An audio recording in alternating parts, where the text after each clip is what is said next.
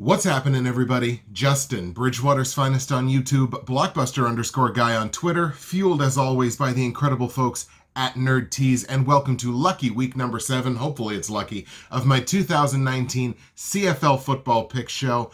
And this week, as I promised, we got a little something special up our sleeves. For the first time ever, it won't just be my face that you're seeing on this show. This week we have a special guest spot by Smitty. Smitty is a member of this CFL community that we've built largely through Twitter. Smitty's an incredible guy. He's coming in, doing a bit of a guest spot here on the Winnipeg-Hamilton game, which is, I think most people wouldn't argue against that being the game of the season to this point.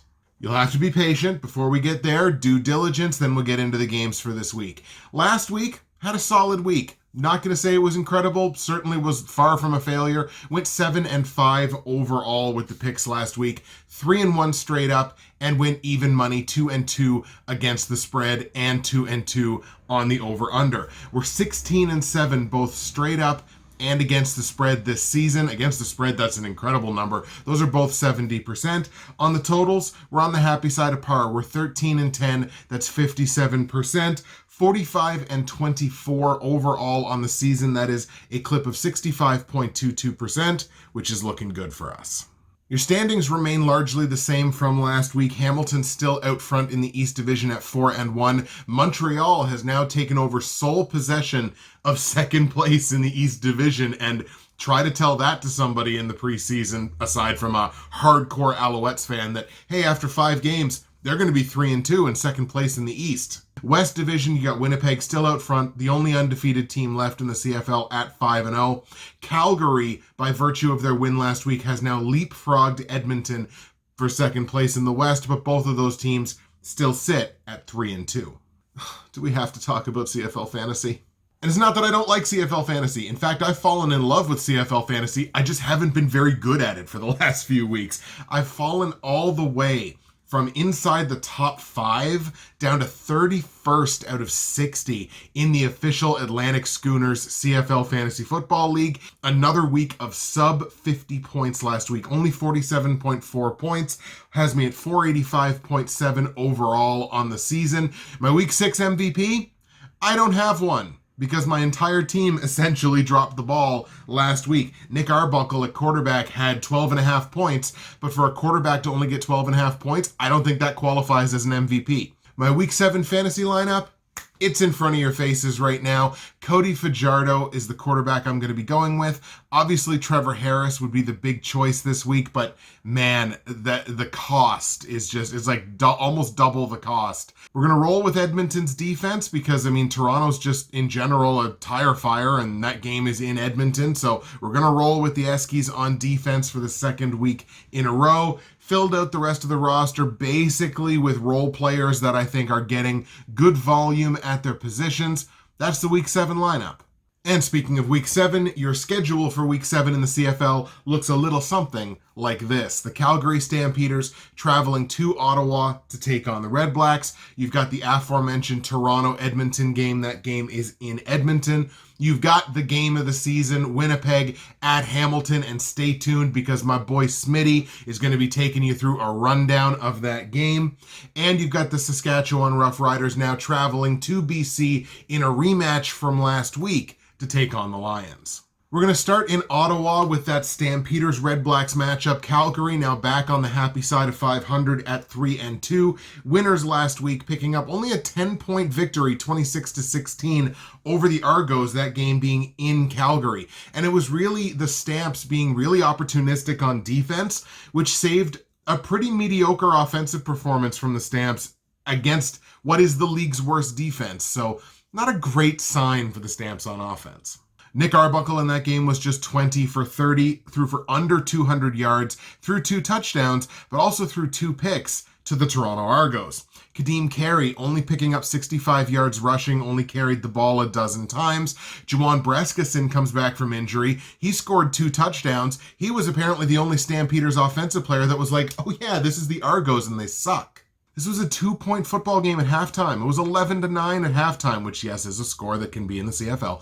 11-9 at halftime for the Stampeders at home. Again, they get bailed out by a forced fumble recovery that was taken back for a touchdown. They scored another touchdown off of a McLeod Bethel-Thompson interception. The defense, especially in the second half, playing opportunistic football that really bailed out an offense that was not good enough. Speaking of not good enough, let's talk about the Red Blacks. They're now 2-3 on the season, losers of 3 straight games.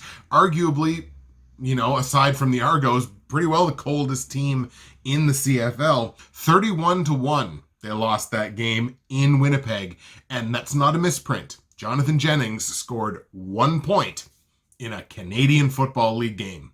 Jennings was just 6 for 15 in that football game for under 50 yards and threw an interception. He was benched, replaced by Will Arndt in this game, his backup. He only went 4 for 13, but threw for more yards. Threw for 57 yards versus Jennings 45. Arndt also threw an interception. So the quarterback matchup in Ottawa is basically a race to the bottom to see who can suck just a little bit less than the other guy. Full disclosure, the Red Blacks had injuries. They had injuries on both sides of the football. But you can only use the "they had injuries" excuse for so long to cover up a bad football team. The Ottawa REDBLACKS are a bad football team. Looks like Dominique Davis is not going to be ready to go in this game, and as long as it is still Double J, not Jeff Jarrett, we're talking about Jonathan Jennings, they might do better with Jeff Jarrett. As long as it's Double J and not Double D under center for the REDBLACKS, I don't trust them to win. Certainly not this game. Do you? We're hammering the Stampeders here for sure. We're going to take Calgary, even on the road in Ottawa. They're certainly more than capable of winning A road game, and B, a road game against a bad team. So we're going to take Calgary on the road in Ottawa to beat the Red Blacks. On the line, the Red Blacks are 5.5-point dogs at home. It's Calgary under a touchdown. Let's take Calgary. We're going to hammer the Stamps and go Calgary minus the 5.5 points. Total in the game set at 50.5. I feel pretty comfortable about an over here, and I realize I'm saying that about a team that scored 1 point last week, but I mean, the Stamps on defense are not as good as the Bombers. I genuinely don't feel that defense is as good. I capped this game at a mid-50. I think the Red Blacks are embarrassed by the fact that they only scored 1 point last week. I think they'll come out and get their points in this one. I just think Calgary gets a lot more. Let's go to Edmonton now. Eskimos taking on the 0-5 Toronto Argos, still digging for their first win, losing that game against Calgary that we just mentioned, 26-16 last week. But as far as the Argos go, if you take one of those second half mistakes that they made in that game, if you take one of them off the board, there was a couple of interceptions, there was a fumble, James Wilder fumble, at least one. If you take one of those mistakes or a penalty here and there, if you take any of those mistakes off the board, I mean, this is a 10-point game. This is Toronto's best shot thus far this season for a colossal upset. Can you imagine the anarchy in the league this week if Toronto would have beaten Calgary last week? McLeod Bethel-Thompson had himself a fairly decent game if you stop reading his stat line before you get to the interceptions. 32 out of 42, that's over 75%. He threw the ball well, 343 passing yards. You can move the ball on the Calgary Stampeders, kind of what we talked about in the last game. And he threw 2 touchdowns, but 4 interceptions. Not 1, not 2, not 3, but 4. I did genuinely think this was about as good a game on defense as the Toronto Argos are capable of playing. Certainly as good a game as they have played on defense this season. They gave up under 300 total yards in that football game. That's a damn big accomplishment for the Toronto Argos. They only gave up 26 points, which doesn't seem like a good number, but for the Toronto Argos, that's an accomplishment. It's close to 20 points fewer than they're giving up on average this year. The question is, are they capable of building on that? In the Eskimos, you have another team that's going in the wrong direction from last week. They're 3-2, but they lost last week that game that I said Montreal wouldn't win, or maybe even said couldn't win. They lost that game 20-10, did the Eskimos. Game was in Montreal, so it's a good thing that, Edmonton gets to come home. But I just feel like Edmonton kind of got bitten by that back-to-back road games bug, which I did mention in the video last week. They just laid a turd against a team that they should beat. What's way more concerning if you're an Eskimos fan is the fact that this was yet another game where they had good yardage. They had 320 total yards. Not incredible, but certainly not terrible. But absolutely no finish. And this is what I mean by that. Of the 27 plays that the Edmonton Eskimos ran in Montreal territory through the whole game, which, by the way, that's a low number. Of those 27 plays, 11% of them resulted in a turnover. That's not good enough. They had 2 interceptions in Montreal territory, and they turned the ball over on downs. Not good enough if you're an Eskimos fan. Certainly not good enough if you're an Eskimos player. But it was at least the second game this season where, despite all that, I do think the Eskimos probably deserved a little bit better. I think Montreal was a little lucky to come away in that game with a win. The Eskimos had 2 defensive interceptions as well as an offensive touchdown overturned by a penalty call, either illegal contact on a receiver or I think holding was the other one. So that's 3 huge game-changing plays that came back off the board, not in Edmonton's favor, based on a penalty. That's lack of discipline. It's a little bit of bad luck, but now the real difference between these 2 football teams is you have one on one side in the Argos that's like cosplaying as a football team, and you have the other one in Edmonton that actually is a football team. And I won't say again how long it's been since the Argos have won a game on the road, but, you know. Obviously, we're on the Eskimos here to win this game straight up. I didn't really see much of anything in the Argos as a team that would make me think that A, they can win this game, or B, they're capable of building on a decent performance from last week. Against the spread's a bit of a different story. To take Edmonton against the spread, right now you'd have to lay 11.5 points. And that is insanity. I realize like the talent gap between the West Division and the East. It's big. There's a lot of it. I realize this is a good football team against not a good football team. I get it. But after the performance that Edmonton had last week, I think you have to be a special kind of degen to lay 12 points on them the next week. I'm going to take Toronto plus 11.5. And it's no faith in the Argos. That's not what it is. It's just that's too many points for the Edmonton Eskimos team that I saw last week. Total in the game set at 53. This is maybe another reason why I'm on the underdog this week against the spread. I only capped this game at a low 50. If you combine the 2 teams' over-under records, they're under 500 on the over, which means they have more unders than overs. I'm going to go under on this game. We're going to go under 53 points in the Argos and Eskimos. Before I kick it over to my boy Smitty to talk about Winnipeg and Hamilton, we're going to take the time, as we always do, to shout out my incredible sponsors at NerdTees, nerdtees.ca. Use that promo code BWFinest. That's going to save you 15% at checkout. You're going to get free shipping in Canada on any order over $75. If you're in the US, 2 clicks of a button, everything is in US dollars for you. It's an incredible selection. Today's blend, delicious, delicious root beer. That's right, root beer as a tea, folks. It's great cold, but it's also pretty damn good when it's hot. Find yourself something to love. Find someone you love something to love. You can do that on nerdtees.ca with the promo code BWFinest. Okay, folks, here it is. The moment you've all been waiting for. Winnipeg, Hamilton, probably the game of the season until the next game of the season. But here is my boy Smitty to break down this game.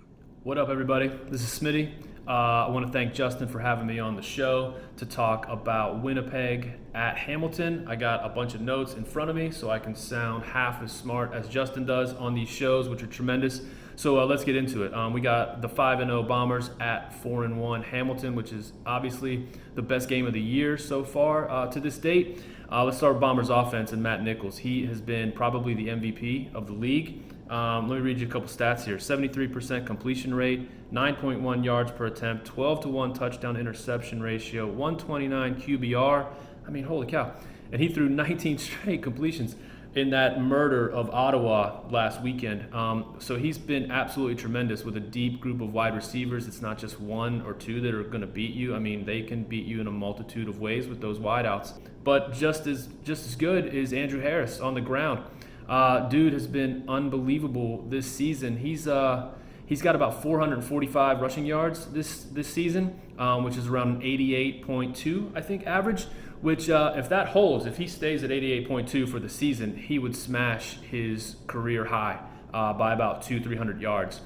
Maybe more importantly is Winnipeg's defense. They have been just absolutely lights out all season long, and I don't really envision that changing anytime soon.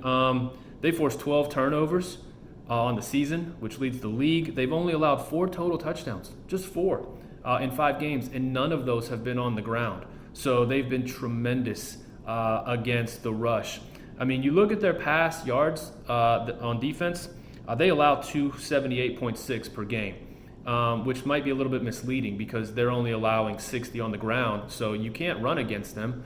And then you find yourselves down or trailing in the game early and often, and so you got to pass to catch up. So they've been amazing, and they've done all that without Adam Bighill, who is apparently coming back for the Hamilton game. So that's going to be amazing. They allow their offense to lead the league in time of possession, even though the Winnipeg offense, weirdly enough, is down there with Toronto in the league at 2 and outs. So they have a lot of 2 and outs, this Winnipeg offense, but it hasn't mattered because they get the ball back very quickly.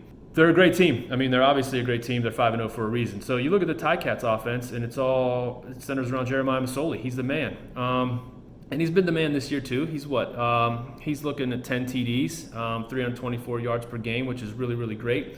The problem is that he tends to throw some picks. He's thrown 6 interceptions on the year, which, I mean, if he can cut down on those mistakes, they're gonna be a lot better of a football team. Not that they aren't already, but they average just as many offensive points as Winnipeg. They both sit at 31.4 per game, which is pretty amazing. The problem for them offensively, though, is that they seek some balance. They're still not that balanced of a football team on offense because they're bottom 3 in the league in rush attempts. So they can run the ball. They're around 90 yards per game on average, but they don't tend to stick with it as much as maybe you'd like to see them do. On defense, they're really good against the pass too, which you would think would bode well for them in this game in trying to limit what Nichols and company can do. They're top 4 in all pass defense categories, which is great. Here lies the problem. They struggle against the run. They are bottom two in every single rush defensive category. That's a big problem when you're going to line up against Andrew Harris. So you pick your poison in terms of the Hamilton defense and what they want to do. But I think they're going to really, really struggle in stopping that run, and that bodes well for Winnipeg winning a road game. You know, go on the road, run the ball, don't commit dumb penalties, don't turn it over, force your opponent, Masoli, into some mistakes, which I think they can do. And ultimately, I think that's where this game is going to go. Winnipeg hasn't trailed in 4 straight games. They have not trailed in 4 straight games. They've only trailed for, 9 minutes and 24 seconds all season long, which is incredible. Now, conversely, Hamilton has not started. They haven't started on time. They haven't shown up for work on time in the last 2 games. They trailed 16-0 against Calgary, and they trailed 10-0 against the Owls in the game before that. You can't do that against Winnipeg and expect to come back and win, because that is what Winnipeg does to teams, and that's how they've been just murdering everybody. So I think that same formula is going to apply in this game. I think Winnipeg is going to win this game. The line opened at a pick, so I would obviously take Winnipeg on that pick, or even if they get +1, I would take the money line. And the over-under is 55. I would take the under. I don't see Hamilton scoring a lot like they normally do. I think Winnipeg will be able to limit them, and this sure as heck isn't going to be a shootout. So give me Winnipeg to win on the road, and give me the under 55. Oh, that was such a good decision. Am I not a genius with this show? Like, honestly, if you really think about it. Smitty, I can't thank you enough, my dude. That was a fantastic breakdown of Winnipeg and Hamilton. Got the picks in there. That's tremendous. If you want to follow Smitty, which you should, he's a great Twitter follow, at NHL Picks 2 on Twitter. I'll throw it in a little bumper down here in a lower third. At NHL Picks 2 on Twitter. Smitty's a phenomenal guy. Throw him a follow. Do it for me. A couple of things I kind of wanted to add here too. Look, Winnipeg comes into this game at 5-0. Hamilton's at 4-1. Again, it looks like the marquee matchup of the season, but I can't exactly say that these teams are coming into this game on exactly the best of terms. Like, yeah, Winnipeg just won their last game by 30 points, but it was against the REDBLACKS, who were missing a bunch of players and had Jonathan Jennings at quarterback. So I have to temper how much credit I give Winnipeg for that game. You look at Hamilton, they did beat Calgary 2 weeks ago, 30-23 back in week 5, but that was a game that, had they not taken that game and put it entirely almost on the shoulders of Brandon Banks, I don't think they win that football game. Look, Brandon Banks had 86 yards receiving on 9 catches, had 2 touchdowns, and had a 115-yard missed field goal returned for a touchdown. Brandon Banks was the offensive piece on the team in that football game. And yes, the defense did well enough to get the job done, but had Brandon Banks not had a 3-touchdown game, which, by the way, now 6 all-purpose touchdowns in 5 games for Brandon Banks, what happens if he doesn't? If there's one game where Brandon Banks doesn't answer the bell, where does this team go? Worth noting for the Ticats too, Simone Lawrence's suspension has been upheld by an independent arbitrator, so he's going to sit for the next 2 games. I feel like the term "a game of inches" is probably used way too much in professional sports, but if there was a game that would be considered a game of inches, I would think it would have to be this one. In that proverbial game of inches, I really put a premium on discipline. I put a premium on efficiency, consistency, and ball management, clock management. And I think there's one team that does that better than the other one. The team that possesses the football more, has more opportunities on offense. The team that takes fewer penalties, doesn't shoot themselves in the foot, I think is the team that's going to win the football game. To me, that's the Winnipeg Blue Bombers. I'm taking Winnipeg straight up in Hamilton in a marquee matchup to hang a loss on the Ticats. On the line currently, the Ticats are 2-point dogs at home against Winnipeg. I like Winnipeg to win. 2 points is not that much to lay, so we're going to lay those 2 points. We're going to take Winnipeg -2.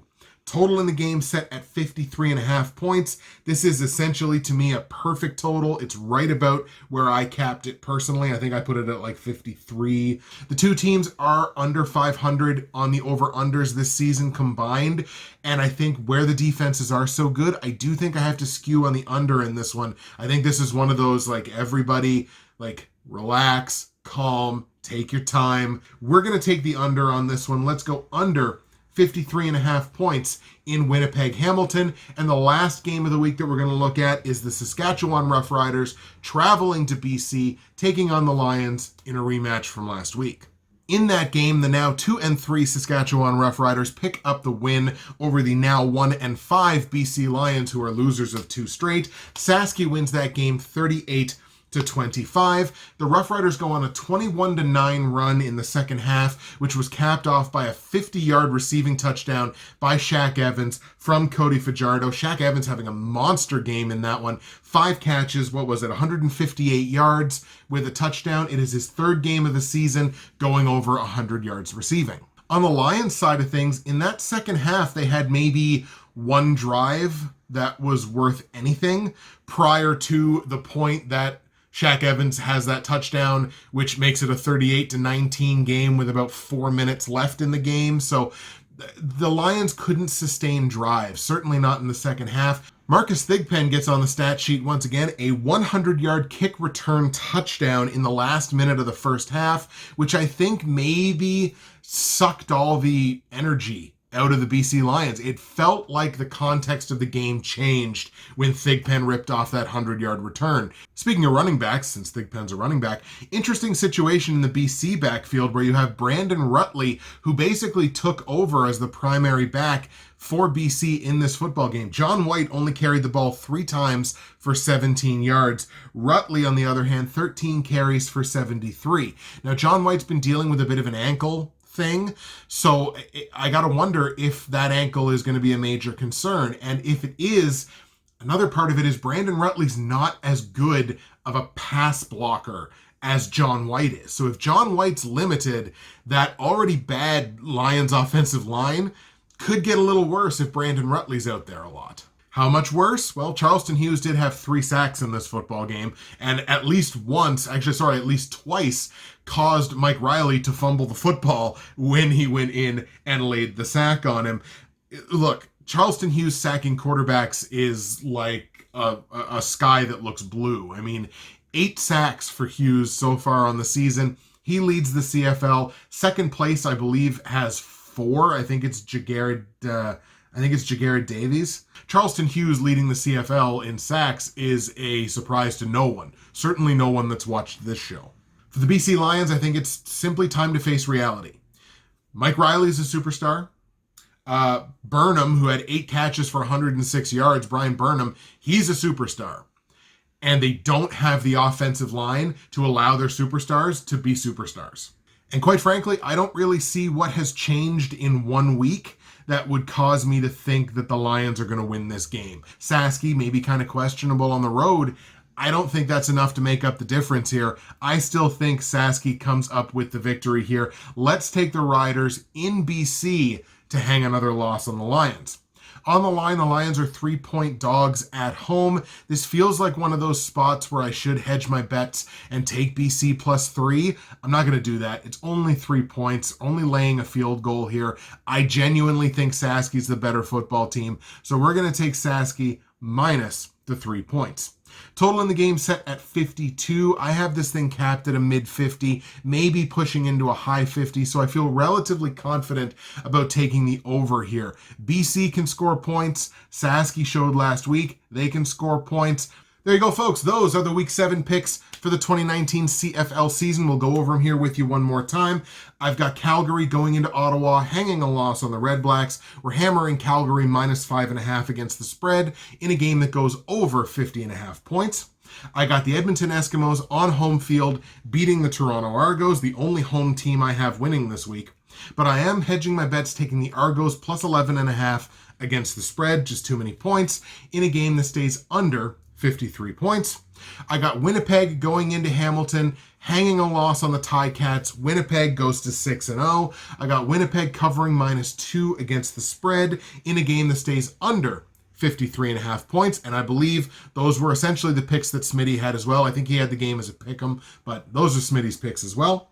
And I've got the Saskatchewan Roughriders going into BC to hang a loss on the Lions. I'm hammering Saskatchewan -3 against the spread in a game that goes over 52 points. The Week 7 show is now in the books. One more time, thank you to Smitty at NHL Picks 2 on Twitter for his contribution to the show. I can't wait to do this again. It's my genuine desire this season to showcase some of the incredible CFL cappers that are in this community on Twitter that I've gotten to know over the past year plus. I've got somebody else already in line for a few weeks down the road. So look, I'm really excited. I'm really happy to be doing this. It was an excellent first showing for one of my guest spots. So people, they got a high bar to try to get over with that. That's it for me, Justin, Bridgewater's Finest on YouTube, Blockbuster_guy on Twitter, fueled as always by the incredible folks at Nerd Tees. Enjoy Lucky Week number 7, and we'll see you again for Week 8.